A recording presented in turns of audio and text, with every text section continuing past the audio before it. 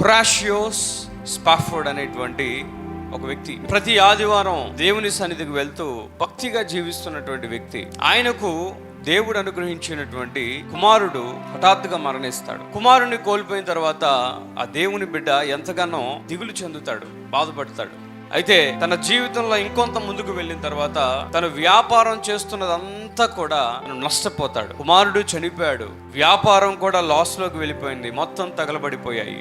ఆ తర్వాత భార్యని, తనకు మిగిలినటువంటి 4 ఆడపిల్లల్ని, వారందరినీ కూడా ఒక షిప్ ఎక్కించి మీరు వేరే ప్రాంతం వెళ్ళండి, కొంచెం మనసు ప్రశాంతంగా వేరే చోట సమయాన్ని గడపండి, పడవలో పంపిస్తాడు. అది సముద్రం మధ్యలోకి వెళ్ళగానే ఆ పడవ మునిగిపోయి కేవలం భార్య మాత్రమే సజీవంగా మిగిలిపోయింది. 4 ఆడపిల్లలు చనిపోయారు. కుమారుడు చనిపోయాడు, వ్యాపారం కూడా నష్టపోయాడు, తగలబడిపోయాయి. 4 పిల్లలు కూడా చనిపోయారు, కేవలం భార్య మాత్రమే మిగిలింది.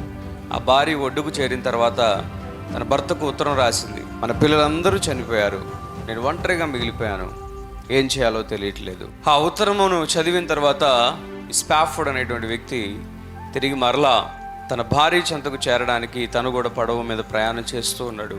ఆ సమయంలో తన పిల్లలు ఎక్కడైతే చనిపోయారో అక్కడ ఆ నావికుడు వచ్చి, ఇదిగోండి మీ పిల్లలు చనిపోయింది ఇదే స్పాట్ అని చెప్పగానే అప్పుడు ఆయన ఏం చేశాడంటే పరిశుద్ధ గ్రంథం ఓపెన్ చేసి ఎక్కడైతే తన పిల్లలు చనిపోయారో అక్కడ ఒక అద్భుతమైనటువంటి పాట రాశాడు. చాలా సుపరిచితమైనటువంటి పాట. అదేంటంటే it is well with my soul అని పాట రాశాడు.